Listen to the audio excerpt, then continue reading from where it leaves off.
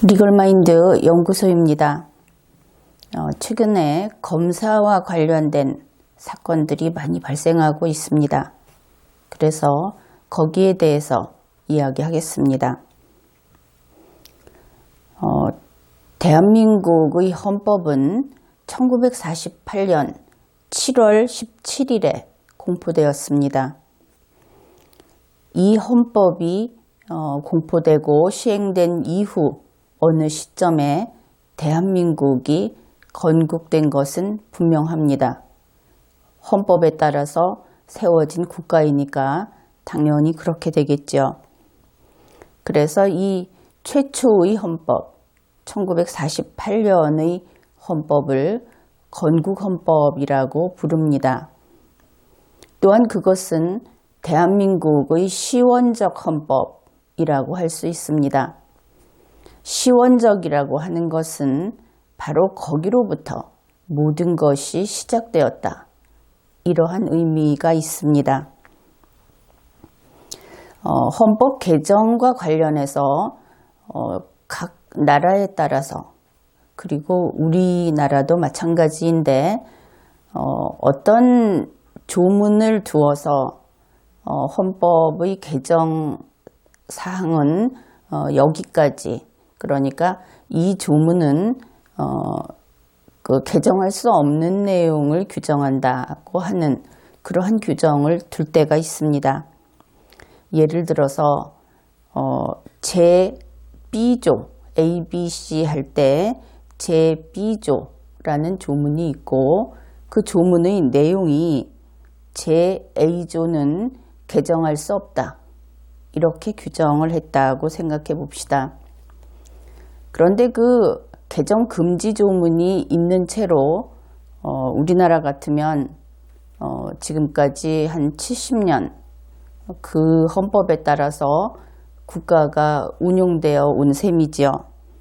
그러면은 그 과정에서 좀 불편할 수도 있고 그것을 고쳤으면 하고 바라는 사람들도 있을 수 있습니다.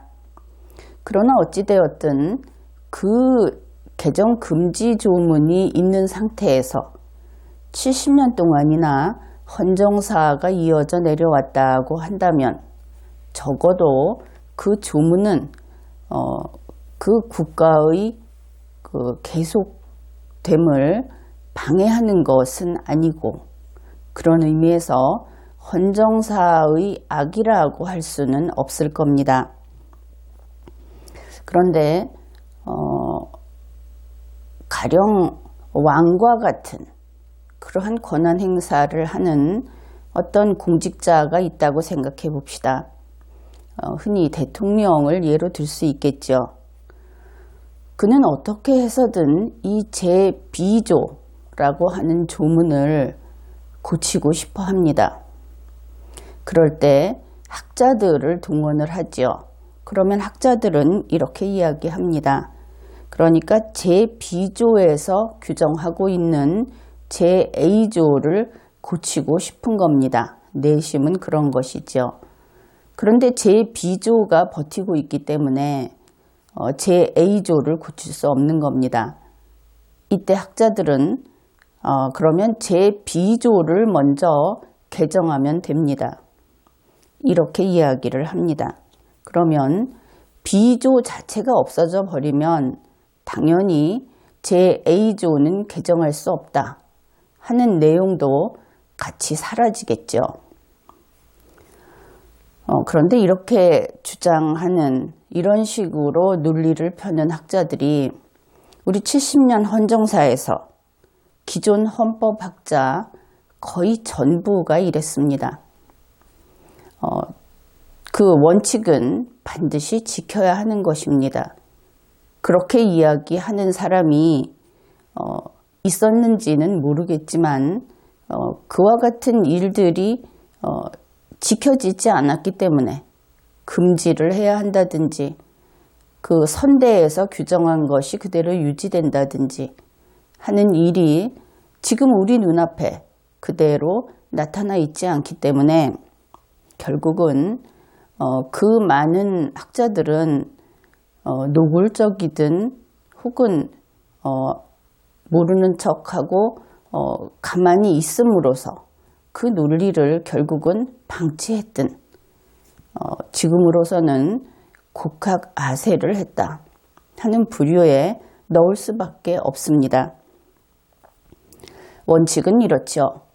제2조에서 개정을 금지한다. 제2조는 개정을 금지한다. 이렇게 이야기를 하면 제2조를 개정할 수 없다. 이것은 분명하죠. 나아가 제2조도 개정할 수 없다. 혹은 삭제할 수 없다. 이것이 당연한 원칙입니다. 그런데 이것을 깨뜨리는 그런 국민이라면, 그런 국민이, 그런 전체 국민이 주권자를 구성하고 있는 국가라면, 그러면은 그런 국가는 무엇 하나 제대로 지키지 못할 것이고, 원칙은 원칙으로서 기능하지 못할 것입니다.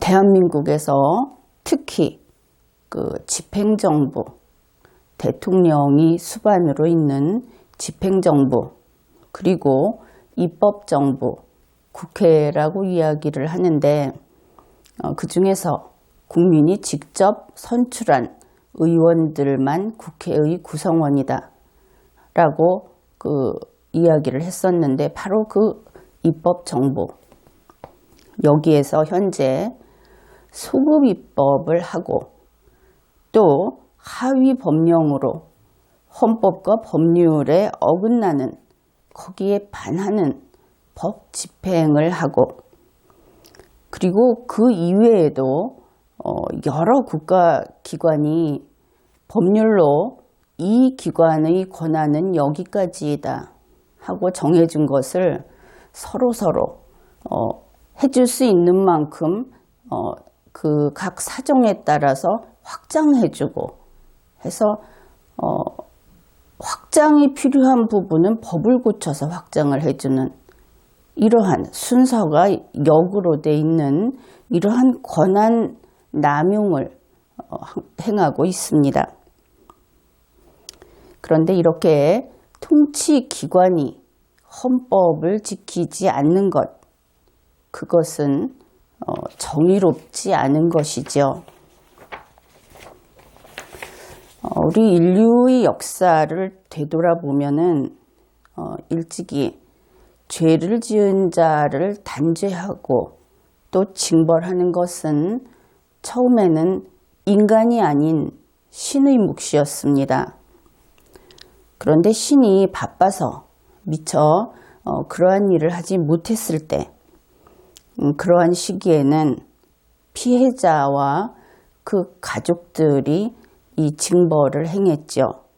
또 혹은 아주 정의감이 넘치는, 그래서 자기가 피해자는 아니면서도 정의를 행하는 자라고 하는 그러한 일단의 무리가 과거 역사에는 있었습니다.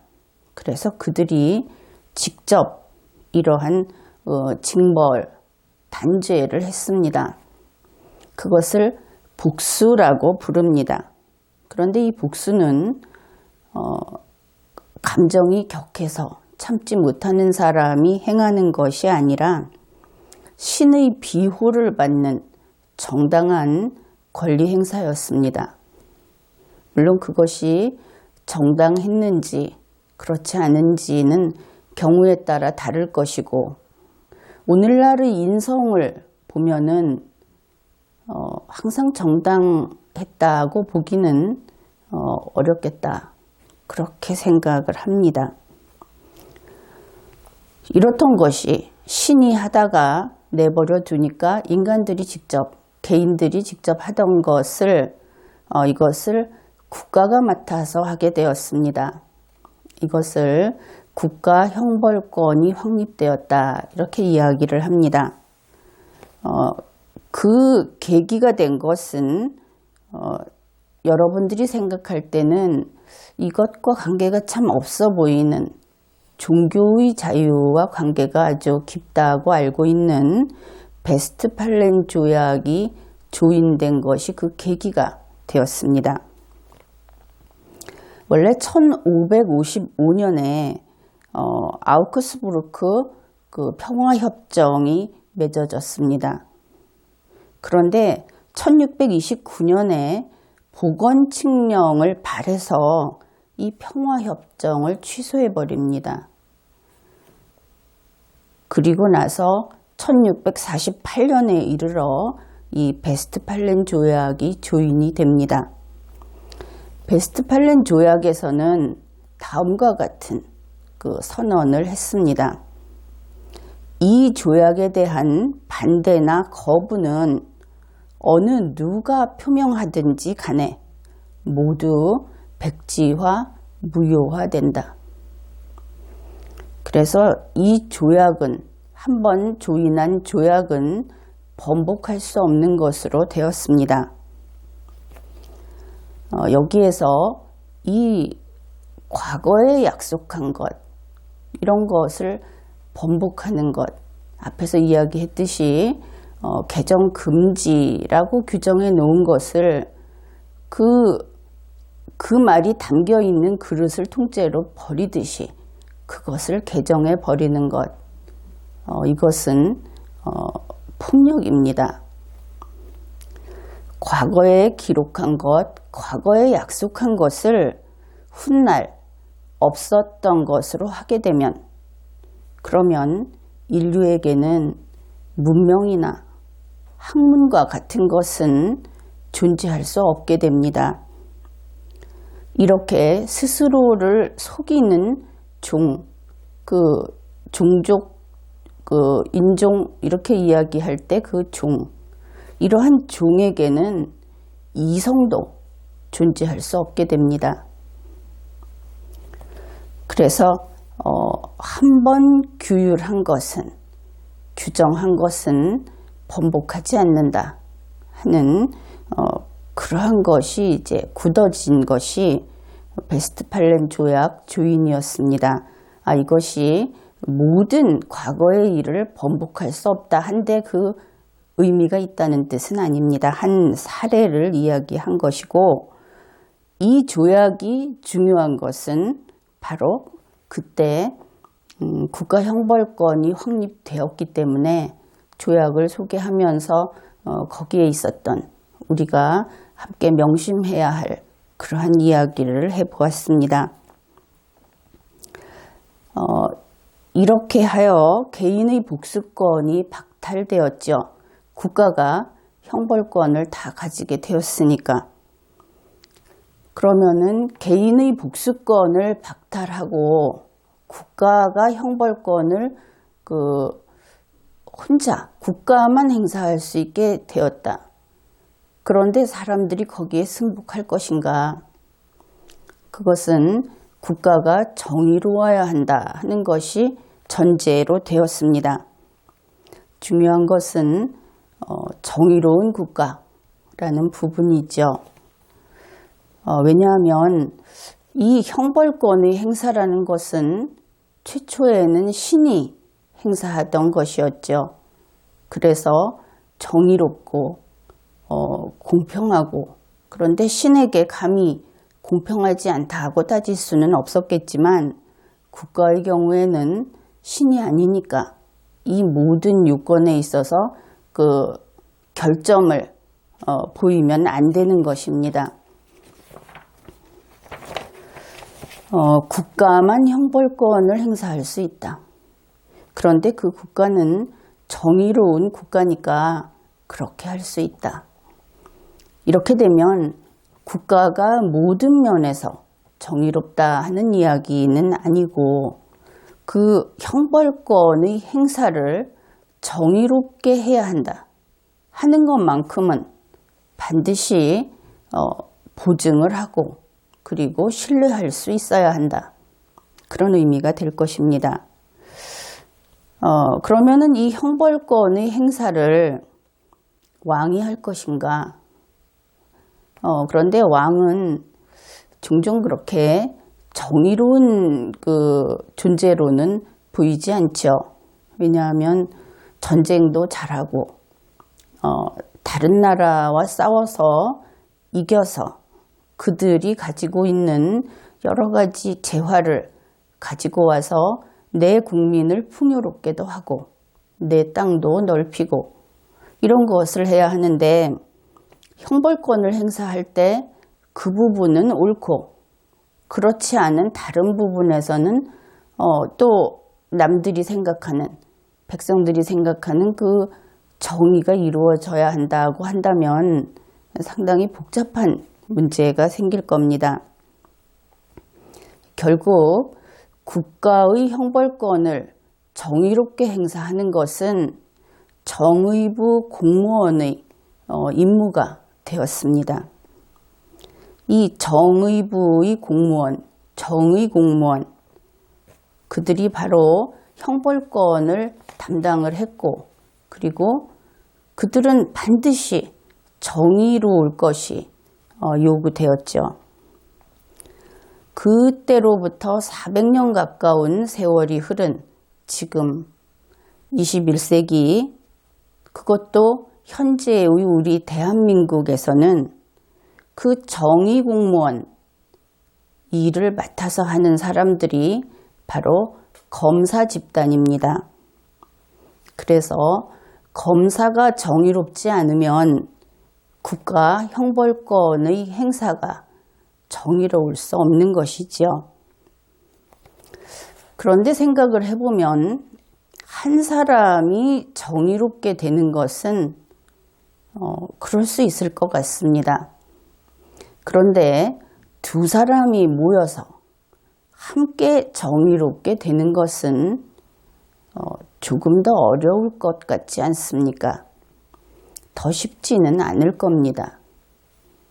그래서 두 사람이 모여서 혹은 세 사람이 모여서 함께 정의롭기를 바라면 그 정의가 이루어질 가능성은 점점점 낮아진다. 이러한 것이지요. 그래서 현재 검사는 각자 단독으로 검찰 사무를 처리하는 단독 관청으로 법률이 그 법적 지위를 규정하고 있습니다. 준사법기관인 것이지요. 그래서 이 검사는 일반 행정공무원과는 본질적으로 다릅니다. 바로 그렇기 때문에 매우 정의로워야 하는 검사이기 때문에 검사에게는 법관과 같은 자격을 요구합니다.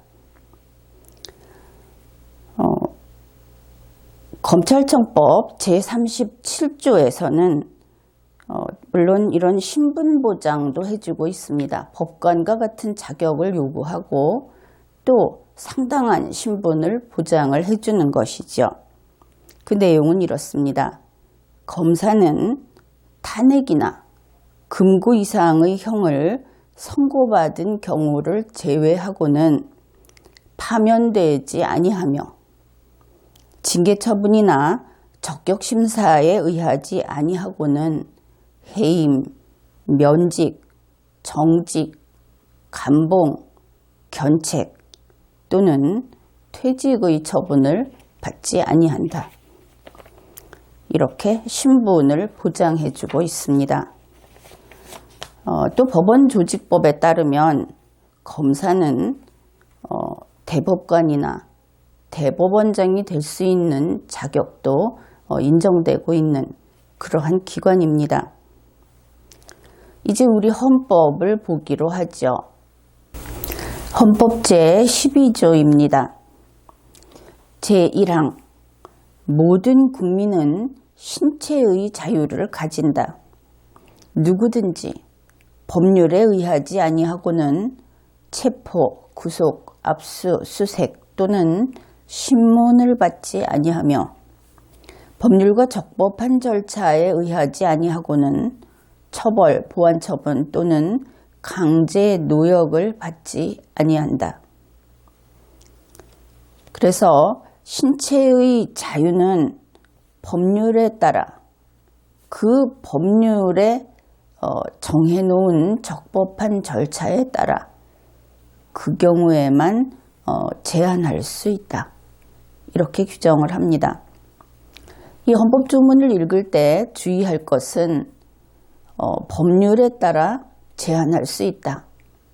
제한할 방법을 이렇게 가르쳐준다 하는 것이 아니라는 것이죠. 법률 제일 앞부분에 모든 국민은 신체의 자유를 가진다. 이렇게 되어 있습니다. 신체의 자유가 먼저 있는 것입니다. 모든 국민은 무조건 자유로운 것이죠. 이것이 원칙이고 그 자유를 제한하려고 하면은 구비해야 할 것이 법률이 규정한 적법 절차에 따른 어떠한 내용들, 즉 이러한 제한은 원칙이 아니라 예외적으로 하는 것입니다. 그래서 예외라고 하는 것은 그것이 당연히 인정되는 것이 아니다 하는 것이죠. 예외인 것은 더 엄격하게 그 요건을 갖추었는지를 심사해야 하는 것이고, 만일 조금이라도 그것이 그 요건에 좀 어긋난다든지 또 불비하다든지 하면은 즉시 제거되어야 하는, 전혀 보호받지 못하는 것이 예외다. 이렇게 생각을 하면 되겠습니다. 헌법 제12조 제3항입니다.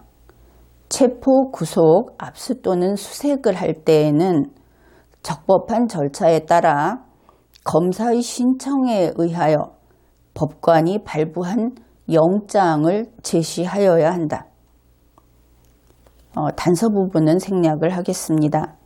제16조 모든 국민은 주거의 자유를 침해받지 아니한다. 이것도 원칙이죠. 주거에 대한 압수나 수색을 할 때에는 검사의 신청에 의하여 법관이 발부한 영장을 제시하여야 한다. 그래서 국민에게 신체의 자유가 있고 주거의 자유가 있는데 이것을 피치 못해서 반드시 제한을 해야 할 때에는 법률에 따른 적법 절차를 따라서 해야 하고, 특히 방금 소개한 바와 같이 영장을 제시할 것을 규정합니다. 여기에서 알 수 있는 것이 검사의 신청에 의하여 법관이 발부한 영장이라고 했을 때 여기에 전제가 되는 것은 검사와 법관은 일종의 대립당사자 상태에 있다 하는 것을 알아야 합니다. 검사가 영장을 청구하는데 법관이 한통 속이어서 기다렸다는 듯이 될 수 있으면 영장을 발부해 주려고 노력을 한다면 헌법에 이렇게 규정한 의의가 사라지겠죠. 문장을 보면 바로 알 수 있듯이 검사는 영장을 받고 싶어 하고 법관은 영장을 주기 싫어하는 이 팽팽한 서로 당기고 뒤로 물러서는 관계가 항상 유지되어야 하는 것입니다. 그래서 영장이란 신체의 자유, 주거의 자유를 침해하거나 제한하기 위한 증서가 아니고 이러한 자유를 침해하거나 제한하는 것을 할 수 없게 하기 위한 증서입니다. 이 자유 침해를 제한하는 것, 거꾸로 자유의 침해를 제한하는 것이 그 목적이다, 이런 것이죠. 영장을 들고 국민의 집을 들어가서 수색할 수 있다. 이 부분만 보게 되면 이것은 허가장 같습니다. 그런데 헌법은 들어가지 마라. 들어오려면 영장을 가지고 와라. 해서 허가장이 아니라 제한하는 증서다. 이것을 분명히 알아야 하겠습니다. 이 영장이라는 것의 목적이 이렇다 보니 영장 발부는 필요한 최소한에 그쳐야 한다. 그것이 헌법의 정신에 합치하는 것이다. 이렇게 되겠습니다. 그래서 영장만 있으면 국민을 신체에 대해서 국민을 구속할 수 있고 또 주거에 대해서 주거의 자유를 제한하고 들어가서 수색할 수 있고 이러한 것으로 풀이하면 완전히 법률을 잘못 읽고 있는 것이죠. 얼마 전에 모 국회의원이 공직자였던 여성이 피의자였던 그러한 사례에서 구속영장을 집행하는 과정에서 여성의 입장에서 어떤 치욕을 겪게 되는지를 SNS에 공개한 적이 있습니다. 그러다 보니까 한국에서 지금 무조건 구속영장을 발부하라 이렇게 요구를 하고, 그리고 바로 이 구속영장 집행 과정에서 치욕을 겪게 하는 것, 이러한 괴롭힘 자체가 군중들이 욕망하는 바로 되고 있습니다. 나는 여기에서 대한민국 검사 여러분에게 이런 이야기를 해두겠습니다. 여러분은 이 강제수사 방법과 임의수사 방법 가운데 임의수사가 원칙이라는 것을 아마도 듣고 또 듣고 그렇게 배웠을 겁니다. 그런데 2017년 현재 대한민국에서는 영장을 발부하는 것, 구속영장을 발부하는 그 강제수사 방법이 미워하는 사람에 대한 어떤 가장 손에 와닿는 괴롭힘의 방법으로 쓰이고 있다 하는 것을 제대로 인식하기 바랍니다. 지금으로서는 검사 여러분들이 능력도 뛰어나고 또 수사할 수 있는 여러 가지 증거조사 방법도 대단히 발달했고, 그렇기 때문에 이 강제수사라고 하는 것이 실은 여러분들이 조금만 더 노력하면 그것을 쓰지 않고도 사실 발견을 해낼 수 있을 것으로 봅니다. 그래서 이제부터는 이렇게 구속영장이라고 하는 그 강제수사의 방법이 마치 그 약물남용처럼 악용이 되고 있기 때문에 그것이 또 검사들에게도 압박이 되고 또 영장심사를 하는 법관에게도 압박이 되고, 나아가 이러한 사람을 괴롭히는 수단으로 전락한 이러한 방법을 통해서 진행되는 그 사법 절차가 공정성이 이미 깨어지게 되고 이러한 문제가 생깁니다. 그러니까 구속영장 제로 정책을 추진해 주기 바랍니다. 여러분은 각자가 단독기관이니까 나는 구속영장에 의지해서 수사는 하지 않겠다, 이러한 선언을 하고, 굳이 선언은 하지 않아도 좋은데 그렇게 해주기를 바랍니다. 대한민국의 헌법은 검사에게 국민의 신체의 자유와 주거의 자유를 보호할 것을 명령했습니다. 영장이라는 제한을 두기도 했지만 그 제한 수단을 작동시킬 수 있는 그 권능을 검사에게 주었기 때문입니다. 그래서 검사는 공익의 대표자라고 하죠. 이때의 공익은 물론 헌법상의 공익, 우리 5천만 전체 국민이 주권자로 있는 그들의 터전인 대한민국의 공익, 그것입니다. 대통령의 이익은 아닌 것이지요. 공익의 대표자인 검사, 헌법이 아주 중요한 국민의 신체의 자유, 주거의 자유를 보호할 수 있는 그 열쇠를 맡긴 검사. 그래서 새로 임용되는 검사는 검사 선서를 합니다. 이때 검사가 선서를 하고 그 선서문에 서명 날인해서 한 분은 기관이 보관을 하고 한 분은 검사 자신이 보관을 합니다. 이 검사 선서라는 것은 대통령령인 검사 선서에 관한 규정, 법령이죠. 여기에서 이러한 선서를 하도록 규정하고 있고 검사 선서에 관한 규정 별표에 그 선서문이 들어 있습니다. 이때의 별표는 별 모양의 별표가 아니라 다른 별개의 이런 의미입니다.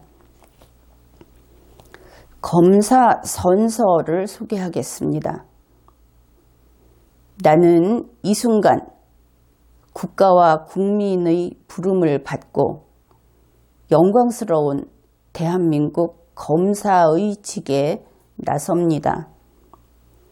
공익의 대표자로서 정의와 인권을 바로 세우고 범죄로부터 내 이웃과 공동체를 지키라는 막중한 사명을 부여받은 것입니다. 나는 불의의 어둠을 걷어내는 용기 있는 검사, 힘없고 소외된 사람들을 돌보는 따뜻한 검사, 오로지 진실만을 따라가는 공평한 검사, 스스로에게 더 엄격한 바른 검사로서 처음부터 끝까지 혼신의 힘을 다해 국민을 섬기고 국가에 봉사할 것을 나의 명예를 걸고 굳게 다짐합니다. 이것이 검사 선서입니다. 모든 검사는 혼신의 힘을 다해 국민을 섬기고 국가에 봉사할 것을 자신의 명예를 걸고 선서했습니다. 그래서 검사는 몇백 년 전 혹은 몇천 년 전 종교의 자유, 사상의 자유 혹은 그 권력의 압제에 대항하여 자신의 가치를 지키기 위해서 목숨을 아끼지 않고 용감하게 싸웠던 그 수많은 의로운 자들과 동일합니다. 정치의 소용돌이, 돈과 부유함, 앞으로 어쩌면은 안정된 그러한 것이 보장될 것 같은 유혹 앞에서 홀로 헌법과 법률을 지키는 자, 그것이 바로 여러분 검사들입니다. 정의를 지키다 보면 출세길이 막힐 수 있습니다. 소위 권력자의 압력에 시달릴 수도 있습니다. 그렇더라도 대한민국의 검사 여러분, 정의를 지키십시오. 대통령이 헌법을 위반하면 수사하고 기소하십시오. 옳은 일을 하는 사람은, 헌법을 수호하는 사람은 옳지 않은 그들 무리의 보복을 두려워하지 않는 법입니다. 당신이 바로 헌법을 지키고 정의를 지키는 첫 번째 사람이 되십시오. 그러면 다음 세대가 그런 당신의 발자국을 따라갈 것입니다. 그리고 대한민국은 우리 모두가 자신의 가치를 추구하고 존엄한 인간으로서, 그리고 그렇게 열심히 살아가다 보면 결국은 행복도 이룰 수 있는 그러한 나라가 될 것입니다. 이번 회의는 여기까지 하겠습니다.